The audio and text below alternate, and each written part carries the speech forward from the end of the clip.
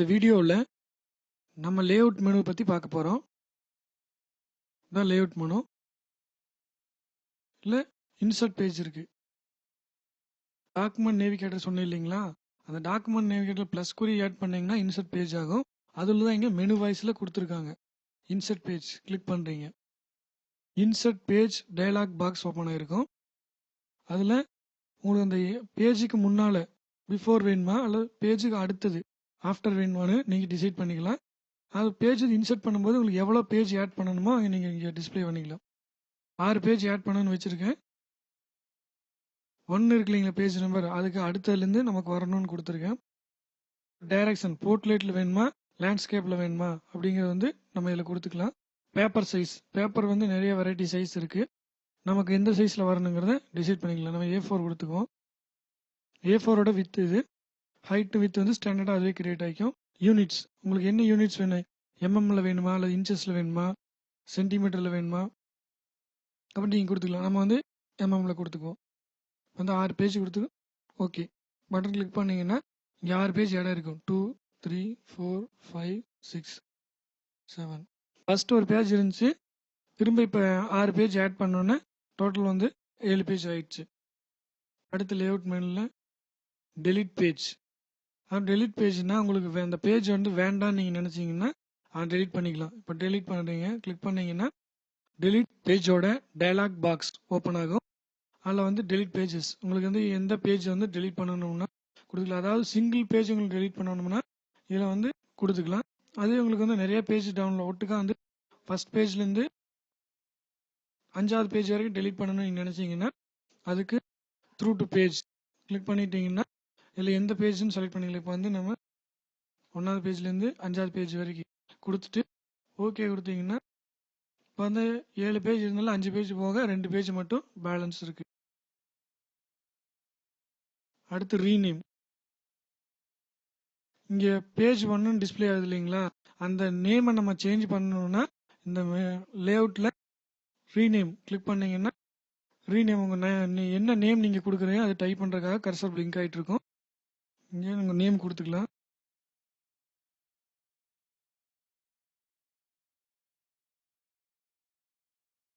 இப்போ நான் கொடுத்துருக்கேன், ஓகே கொடுக்குறீங்க. இப்போ பார்த்தீங்கன்னா நேம் பேஜ் 1ங்கிற ஏரியாவில் இருந்தது அப்ரூவ்டு லோகோ 2 கலருங்கிற மாதிரி மாறி இருக்கு. அடுத்ததாக இருக்கிறது லேஅவுட்டில் கோ டு பேஜ். அதுக்கு பேஜ் மேலே இன்சர்ட் பண்ணிக்குவோம். இப்போ நம்ம இந்த டாக்குமெண்ட்டில் மொத்தம் 8 பேஜ் ஆட் பண்ணியிருக்கோம். இது நம்ம இப்போ ஃபஸ்ட் பேஜில் இருக்கோம்.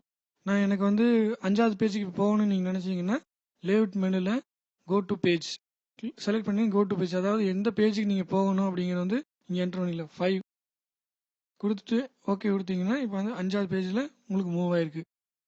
அடுத்ததான் லேஅவுட் மெனுவில் இருக்கிறது ஸ்விட்ச் பேஜ் ஓரியன்டேஷன். அதாவது நான் சொன்னேன் இல்லைங்களா போர்ட்ரேட்டு லேண்ட்ஸ்கேப்னு சொன்னேன் இல்லையா, அதே தான் இது. இப்போ ஸ்விட்ச் பேஜ் ஓரியன்டேஷன் கிளிக் பண்ணிங்கன்னா போர்ட்ரேட் இருக்கிறது லேண்ட்ஸ்கேப்பாக மாறிக்கும். அது திரும்ப போயிட்டு நீங்கள் இன்னொரு ட்ரிப்பு ஸ்விட்ச் பேஜ் ஆர்கனைசேஷன் கிளிக் பண்ணிங்கன்னா திரும்ப போர்ட்ரேட்டுக்கு மாறிக்கும். அடுத்து லேஅவுட்டில் பேஜ் செட்டப். நீங்கள் ப்ராப்பர்ட்டி பாரில் பார்க்குறீங்க இல்லையா, அதே தான் இங்கே செட்டிங் உள்ளே கொடுத்துருக்காங்க. பேப்பர், அதாவது பேப்பர் என்ன போர்ட்ரேட்டாக வரணுமா லேண்ட்ஸ்கேப்பாக, பேப்பரோட சைஸ் என்ன சைஸ் வரணுங்கிறது கொடுத்துக்கலாம் இங்கே.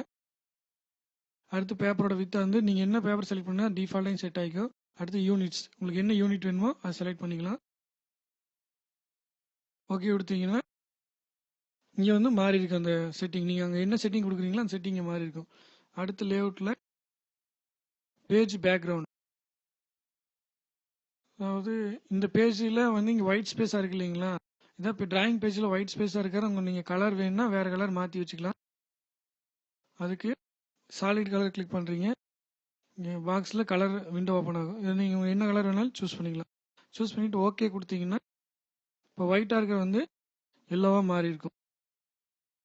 நான் பேக்ரவுண்டில் கலர் வச்சு ஒர்க் பண்ணுவேன், ஆனால் எனக்கு பிரிண்டில் அந்த கலர் வரக்கூடாதுன்னு சொன்னீங்கன்னா பிரிண்ட் அண்ட் எக்ஸ்போர்ட் பேக்ரவுண்ட் டிக்கை ரிமூவ் பண்ணிட்டீங்கன்னா அது பிரிண்டிங்கில் வராது உங்களுக்கு. அடுத்து இந்த பேக்ரவுண்டில் உங்களுக்கு ஏதாச்சும் பிட் மேப் வைக்கணும், இமேஜ் வைக்கணும்னு நினச்சிங்கன்னா பிட் மேப் செலக்ட் பண்ணிவிட்டு ப்ரௌஸ் கொடுத்து உங்களுடைய ஃபைல் ஹார்ட் டிஸ்கில் ஸ்டோர் பண்ணி வச்சுருப்பீங்க இல்லையா, அந்த ஃபைல் எங்கேன்னு பார்த்து அங்கே ரூட் செலக்ட் பண்ணி இம்போர்ட் பண்ணிங்கன்னா பேக்ரவுண்டுக்கு வந்துக்கும். இப்போ நீங்கள் பேஜ் லேஅவுட் வந்து மெனுவில் பார்த்தீங்க, நம்ம மெனுவுக்கு போகாமையே ஒர்க் பண்ண முடியும். ப்ராப்பர்ட்டி பாரில் பார்த்தீங்கன்னா பேஜ் என்னென்ன பேஜ் வேணுமோ நம்ம இங்கே சூஸ் பண்ணிக்க முடியும். அடுத்து பேஜோட வித்து, ஹைட்டு, போர்ட்லேட், லேண்ட்ஸ்கேப், என்ன யூனிட்ஸ் உங்களுக்கு என்ன வேணுங்கிறது இங்கே கொடுத்துக்கலாம். இப்போ எனக்கு ஒரு பேஜ் வந்து போர்ட்லேட்டில் வரணும், அடுத்த பேஜ் வந்து லேண்ட்ஸ்கேப்பில் வரணும்னு நீங்கள் நினச்சிங்கன்னா இது கிளிக் பண்ணிக்கலாம். Set default or current page size or orientation. இதை கிளிக் பண்ணிட்டீங்கன்னா ஒரு பேஜ் போர்ட்லேட்டாகவும் அடுத்த பேஜை நீங்கள் வந்து லேண்ட்ஸ்கேப்பாக மாற்றி வச்சுக்க முடியும். ஆனால் நீங்கள் கரண்ட் பேஜ் சைஸ் ஓரியன்டேஷன் வந்து செலக்ட் பண்ணாமல் இருந்தீங்கன்னா இந்த டிராயிங் பேஜில் நீங்கள் எவ்வளோ பேஜ் இருந்தாலும் ஒரே மாடலில் தான் இருக்கும். அது வந்து இப்போ செலக்ட் பண்ணிங்கன்னா எல்லா பேஜுமே அதே இதுக்கு லேஅவுட்காக மாறி இருக்கு. பார்த்தீங்கன்னா தெரியும், எல்லா பேஜுமே மாறிக்கும். நம்ம பேஜ் வந்து டெலீட் பண்ணுறதை பார்த்தோம். இந்த பேஜ் 4 அல்லது 5 இந்த ஏதோ ஒன்றில் செலக்ட் பண்ணுறீங்க இல்லையா, அங்கே ரைட் கிளிக் பண்ணிங்கன்னா ரீநேம் பேஜ்னு வரும். அதாவது லேஅவுட் மெனுவில் போய் ரீநேம்னு கிளிக் பண்ணீங்க இல்லையா, அதே ஆப்ஷன் தான். அப்புறம் இன்சர்ட் பேஜ் ஆஃப்டர், இன்சர்ட் பேஜில் போனீங்க இல்லையா, ஆஃப்டர் வேணுமா பிஃபோர் வேணுமான்னு கொடுத்துக்கலாம். டெலிட் பேஜ், அதாவது லேஅவுட் மெனுவில் டெலிட் பேஜ் போனீங்களா அதே தான் இங்கே டெலிட் பேஜ் கொடுத்துக்கலாம். அதுக்கு அடுத்து ஸ்விட்ச் பேஜ் ஓரியன்டேஷன், இதுவும் அதே தான். ஆட் ஆகிக்கும், டெலிட் பேஜ் டெலிட் பண்ணிக்கும்.